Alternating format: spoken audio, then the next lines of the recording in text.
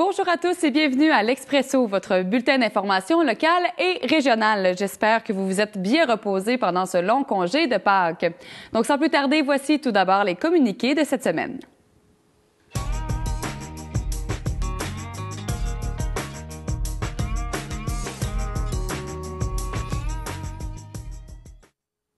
La Fondation du Centre Jeunesse Gaspésie-les-Îles lance sa 3e campagne de financement annuel, campagne qui culminera le 2 juin prochain lors d'un souper bénéfice aux saveurs gaspésiennes qui se tiendra à l'Hôtel des Commandants de Gaspé. Ce souper sera sous la présidence d'honneur de Yves Bolduc, ministre de la Santé et des Services sociaux et ministre responsable de la région de la Gaspésie-Île-de-la-Madeleine. Les membres du conseil d'administration de la Fondation Jeunesse solliciteront donc, dans les prochains mois, la générosité de l'ensemble de la population de la Gaspésie et des îles, et ce, dans le but d'atteindre l'objectif de 60 000 $ qu'ils se sont fixés pour la campagne 2012. Les sommes recueillies permettront à la Fondation d'offrir aux jeunes des activités non couvertes par le Centre Jeunesse, ainsi que du support pour réaliser des projets afin d'améliorer leur présent et leur avenir. Avec la nouvelle saison de pêche qui s'amorce, la CSST tient à sensibiliser les pêcheurs à la sécurité sur les homardiers. La CSST déplore le décès de 2 travailleurs lors des 2 dernières saisons de pêche dans la région de la Gaspésie et des îles.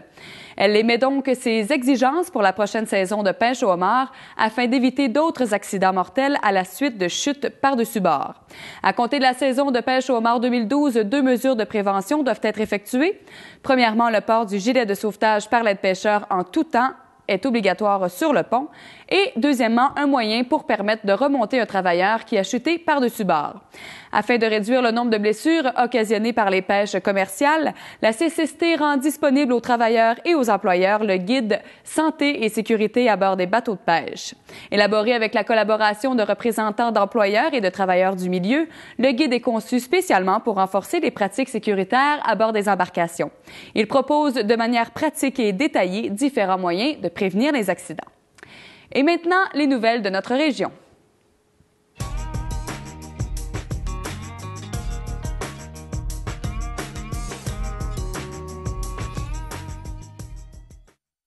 Le concours Chapeau les filles a dévoilé les lauréates ainsi que les nominés au volet national la semaine dernière. Au total, 12 femmes de la région de la Gaspésie et des îles se sont vues remettre un montant de 500 $ et la moitié d'entre elles ont également été recommandées pour le volet national. Ce concours s'adresse à toutes les femmes inscrites dans un programme de formation professionnelle et technique menant à l'exercice d'un métier traditionnellement pratiqué par des hommes. Les prix reçus permettent aux femmes participants d'être reconnues pour leurs efforts, de gagner de la notoriété et de faciliter leur insertion sur le marché du travail. Les 6 lauréates en nomination au volet national assisteront au gala Chapeau les filles le 7 mai prochain au Monument national de Montréal. Cette même soirée, des prix seront également décernés dans le cadre du concours Excel Sciences qui vise à récompenser des femmes étudiant dans un baccalauréat en génie ou en sciences pures, domaine où on les retrouve en minorité. En vertu de l'initiative ponctuelle de renforcement des économies forestières du Québec et malgré les coupures associées au dernier budget fédéral, l'Agence de développement économique du Canada a octroyé une somme de 70 000 $ à la MRC de la Haute-Gaspésie afin qu'elle puisse développer son potentiel agroforestier. Une bonne nouvelle pour ce territoire puisque cette somme permettra d'assurer le poste de Patrick Goliot, coordonnateur de projet agroforestier pour une période de 2 ans. Pourquoi la Haute-Gaspésie? Parce qu'à ce jour, 4 000 hectares ainsi qu'une portion environnante au Mont-Saint-Pierre détiennent un fort potentiel de culture, notamment pour les petits fruits et la farine biologique. Pour ce qui est de la farine, la principale intéressée est Mme Denise Véraud qui fabrique déjà de la farine de chanvre sans gluten. Pour les petits fruits, les framboises ont déjà la cote, mais on note une possibilité de culture pour les champignons, les baies de sureau et les amélanches, un petit fruit ressemblant au bleuet. L'IPRE-FQ est une mesure de diversification et d'appui aux collectivités touchées par la crise forestière. En vigueur depuis le 17 juin 2010 et ce jusqu'au 31 mars 2013, cette initiative vise à répondre aux enjeux qui affectent les régions dépendantes du secteur forestier. Cette mesure aidera également à soutenir les PME au sein de leur communauté pour leur assurer un développement durable. L'an dernier, une des plus grandes tours éoliennes qui ait jamais été construite, Éole à Cap-Chat, fut l'hôtesse du festival Révolution Cap-Chat, un concert-spectacle de musique électronique étendu sur une période de 24 heures sans interruption. Maintenant devenu un organisme à but non lucratif, Révolution Captcha présentera la 2e édition de ce festival, mais cette fois bonifiée. En effet, l'événement se déroulera maintenant sur une période de 3 jours, soit le 20, 21 et 22 juillet 2012, et comptera 3 activités principales. Tout d'abord, le Kino Cabaret Petite Vue et Grande Nature fera honneur au court-métrage dans un concours adressé aux petites vues, les jeunes et les familles, ainsi qu'à la Grande Nature, les adultes. À noter que le concours ouvrira cependant le 18 juillet. Et évidemment, les participants pourront encore une fois cette année profiter d'un 24 heures de musique électronique dont le rythme variera sous le temps de la journée et la clientèle présente. S'ajoutera également le Festigrimpe où les personnes intéressées et expérimentées pourront tenter d'escalader la fameuse tour de 120 mètres. Le tout sera agrémenté de chorégraphie, de jeux d'éclairage et de mise en scène intéressante dans un décor à couper le souffle. De plus, les organisateurs qualifient le festival d'éco-responsable, faisant de Révolution Captcha le festival le plus vert au Canada. En effet, un site de camping sauvage sera aménagé et il sera tout à fait gratuit pour les participants. Un autobus nolisé au départ de Montréal et en direction de Captcha sera également disponible. Une navette fera des allers-retours chaque heure entre le site du festival et Saint-Anne-des-Monts avec un arrêt à Captcha. Les coûts ne sont pas encore officiellement établis, mais on parle d'environ 25 $ pour les gens de Captcha et de 35 à 40 $ pour ceux de l'extérieur. Pour ceux qui aimeraient s'inscrire au concours Kino Cabaret, les coûts sont de 10 $ par équipe. Je vous invite à visiter le site web de l'événement pour plus de détails à l'adresse apparaissant à l'écran. Et maintenant, allons voir ce qui se passe au bout du monde.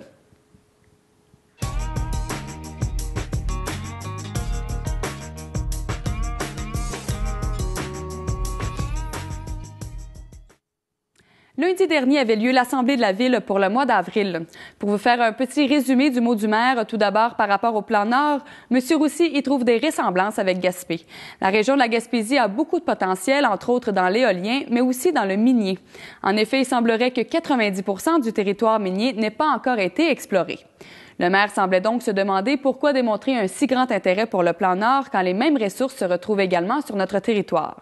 Par rapport à l'éolien, de très bonnes nouvelles, principalement en lien avec la possibilité du nouveau parc éolien à Murdochville.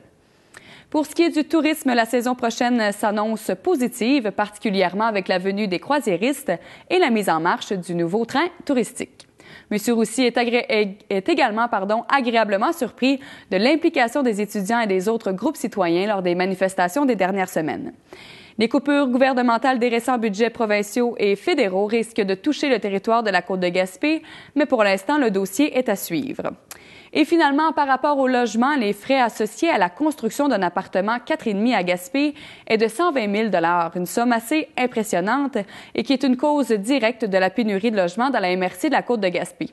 Bien que certains logements soient déjà en construction, la Ville compte sur de l'aide gouvernementale afin d'augmenter le nombre d'appartements habitables. Je vous invite à regarder l'intégrale de l'Assemblée de la Ville sur nos ondes ou encore sur notre site web à telegasp.ca. Voici maintenant le résultat d'une conférence de presse pour le Gala Négotis présenté par la Chambre de commerce et de tourisme de Gaspé. Le 3 avril dernier avait lieu la conférence de presse pour le dévoilement des finalistes pour le Gala Négotis du 5 mai prochain. Le Gala Négotis est la plus grande soirée reconnaissance du monde des affaires de la Côte de Gaspé. Au total, 37 candidatures ont été reçues et sur les 7 catégories, 3 finalistes ont été nommés. L'heureux gagnant ne sera dévoilé que le soir du gala du 5 mai prochain à la salle multifonctionnelle de Rivière-Ordinaire. Qu'est-ce que ça représente? Ça représente énormément de travail, mais surtout, ça récompense nos membres qui œuvrent dans notre communauté pour la faire rayonner, comme je l'ai mentionné dans mon discours. Donc, c'est une superbe soirée pour récompenser les différents entrepreneurs et commerçants de la ville de Gaspé. Je pense que c'est important de donner un coup de chapeau aux personnes qui s'impliquent tous les jours dans leur travail, à faire rayonner leurs entreprises, à faire rayonner leurs organisations, puis par extension, à faire rayonner notre coin de pays aussi. Je pense que c'est important de donner un coup de chapeau pour les encourager à poursuivre leur bon travail, puis aussi peut-être susciter l'intérêt d'une nouvelle génération d'entrepreneurs. On sait qu'il va y avoir beaucoup de jeunes impliqués dans l'organisation du gala. Donc peut-être encourager aussi ces jeunes-là à se lancer en affaires, puis à contribuer au développement de notre milieu. C'est naturellement, l'événement en soi est un événement unique, très important et intéressant pour encourager les réussites d'affaires dans notre MRC Côte-de-Gaspé. Et comme il a été mentionné lors de la conférence de presse, nous, Desjardins, on est accompagnateur de la Chambre de commerce depuis le tout début des galas, il y a plusieurs années. On les a toujours accompagnés comme commanditaire principal qui favorisait l'organisation de cet événement-là. Donc, ça souligne toujours la réussite des gens d'affaires, des entreprises dans différents projets. Et il faut les encourager, il faut souligner ça pour favoriser le développement local et régional. Donc, premièrement, c'est un honneur parce que le concept de base, les gens de la Chambre de commerce de tourisme voulaient avant tout un événement qui était humain. Donc, on mettait vraiment les gens au cœur de l'action et on les mettait sous un faisceau. Donc, l'équipe avait déjà commencé à faire un remue-ménage pour dire pourquoi pas y aller avec un thème cinéma. Moi, j'ai récupéré par la suite l'idée, puis c'est ça du travail d'équipe, on échange nos idées, on joue au ping-pong. On est arrivé un peu en se disant, oui, cette année, The Artist a été le film nominé, le cinéma, le noir et blanc, les années 20. Mais années 20, année avant le crash boursier, année d'opulence, année où les femmes étaient libres, où est-ce que les gens étaient ensemble, se regroupaient. On s'est dit, pourquoi pas donner un peu ce thème-là? Mais aussi, en même temps, je trouve qu'un gala à faire comme ça, c'est la plus grande soirée reconnaissance du monde des affaires de la Côte-de-Gaspé, il ne faut pas l'oublier. Donc, à côté qui doit être très prestigieux, mais on veut le garder humain. On veut aussi que ça serve de modèle. Donc, on est allé chercher un partenariat avec les jeunes qui suivent les cours en initiation à l'entrepreneuriat à la Polyvalente, avec d'autres jeunes qui sont fort dynamiques à Grande-Vallée. On est allé chercher presque une vingtaine de jeunes qui vont venir nous accompagner et voir ces gens-là pour dire, moi, plus tard, je vais être sur la scène aussi. Un événement comme ça se veut aussi glamour. Il y a un côté qui doit être important. On doit aussi donner un petit peu un choc. Un choc au niveau de la couleur, au niveau du showtime, au niveau de ne pas se prendre au sérieux, mais de se dire, on est beau. Parce qu'un gala à faire, si on veut que ce soit la plus grande reconnaissance des gens d'affaires, puis on veut lui donner une petite touche années 20, c'est pas juste avec des centres de table. Puis le côté humain, bien, ça part de tout le monde. Donc, ce qu'on fait, c'est qu'on invite les gens à venir à cette soirée-là, avec une petite touche des années 20, avec une petite touche de folie, et de se dire, ben les gens d'affaires, la plus grande soirée, le plus grand prestige, c'est nous qui la faisons. Donc, on invite tout le monde le 5 mai au gala Négotis, la Côte-de-Gaspé. Ce sera donc un événement haut en couleur le 5 mai prochain. Les finalistes de la catégorie L'accueillant pour leur service à la clientèle devront être choisis par le public. Plusieurs commerces auront des bulletins de vote sur lesquels la population pourra voter jusqu'au 29 avril prochain. Le vote vous donne une participation à un concours dont le prix est une paire de billets d'avion pour la destination de votre choix en Amérique du Nord, excepté Hawaï, gracieusement offerte par la compagnie Air Canada. Vous devrez choisir un gagnant parmi les finalistes suivants, le bistrot Le Brise-Bise, le club nautique Forillon, le groupe Omega, l'Hôtel Plante ou encore le marché des saveurs gaspésiennes. Pour connaître les finalistes des autres catégories, je vous invite à visiter le site web de la CCTG à l'adresse apparaissant au bas d'écran. Et maintenant, laissez-moi vous présenter une autre entreprise pas très connue sur notre territoire, mais qui grouille de vie. Francis Dupuis est propriétaire d'Aquaculture Gaspésie depuis 2007. Fils de pêcheur et biologiste de formation, c'est évidemment sa passion pour le monde marin qui l'a poussé à s'investir dans l'aquaculture. C'est un domaine quand même qui est passionnant. C'est un domaine avec des poissons, puis tout au long du cycle de production, on fait même les œufs jusqu'à les truites adultes pour les vendre. On a des géniteurs, donc c'est pas répétitif comme travail, puis on est amené à travailler à l'extérieur aussi, donc c'est un domaine passionnant. Suivant le cycle de croissance complet du poisson, M. Dupuis dit aimer travailler avec le vivant puisque ce n'est jamais routinier. Tout le cycle complet de la vie d'un poisson, c'est pas l'œuf ou la poule, c'est l'œuf ou la truite. 2 espèces de poissons sont présentes dans les bassins de cette compagnie basée à Corte-Réal. La truite mouchetée ainsi que l'omble chevalier, un salmonidé provenant du Yukon. Cette dernière espèce est moins connue à cause du niveau mondial de production assez faible. Le goût de sa chair est plus fine, faisant d'elle une espèce recherchée pour les plaisirs de la table. Aquaculture Gaspésie est d'ailleurs le 2e plus grand producteur d'omble chevalier au Canada. En élevage comme tel, on en a entre 300 et 400 000, dépendamment de la période de l'année. Mais c'est entre 300 et 400 000 pour une production globale de 64 tonnes et demie. Étant donné la grande concentration de poissons dans chacun des bassins, un seul petit incident pourrait engendrer la perte d'un grand nombre d'entre eux. Plusieurs règles d'hygiène doivent également être respectées afin d'empêcher que certaines maladies provenant de l'extérieur soient transférées à l'intérieur des bassins. En considérant que l'on doit calculer près de 2 ans entre la ponte d'un œuf et le moment où il est prêt à être vendu, il est crucial d'éviter les pertes autant que possible. Heureusement, comparativement aux 2 à 3 % des œufs qui survivent en milieu naturel, la culture en bassin permet d'augmenter ce pourcentage à 80 à 85 %. À l'intérieur des populations de poissons, même en élevage, il y a toujours des dominés et des dominants. Fait que nous autres, ce qu'il faut qu'on fasse à ce moment-là, c'est les classer. On fait du classage, on sépare les têtes de l'eau, les moyennes et les queues. On les remet dans des bassins distincts. Au-delà de l'aquaculture, Francis Dupuis et son équipe travaillent également sur certains projets en partenariat avec l'Université Laval et l'Université du Québec à Rimouski. L'Université Laval, l'Université du Québec à Rimouski. Sur un autre producteur qui travaille avec nous autres là-dessus. Okay. Des œufs, ils ont fait des croisements avec dame mouchetée. Ils ont pris dame mouchetée pure, l'homme chevalier pur. Ils ont fait des croisements homme chevalier moucheté, femelle mouchetée, chevalier mâle, et inverse, femelle chevalier mâle moucheté. Puis à partir de là, on a isolé les familles. Là, comme c'est là, il y a 3000 alevins par toutes les familles. Il y avait 16 familles par groupe. Les groupes qui sont identifiés, il y a 16 familles, 3000 individus, donc on divise, là, ça donne à peu près 20 individus par famille, mettons. Puis ceux-là, on va les suivre jusqu'à ce qu'on puisse aller mesurer les taux d'oméga 3 spécifiques pour, premièrement, chaque groupe. Ensuite de ça, chaque famille.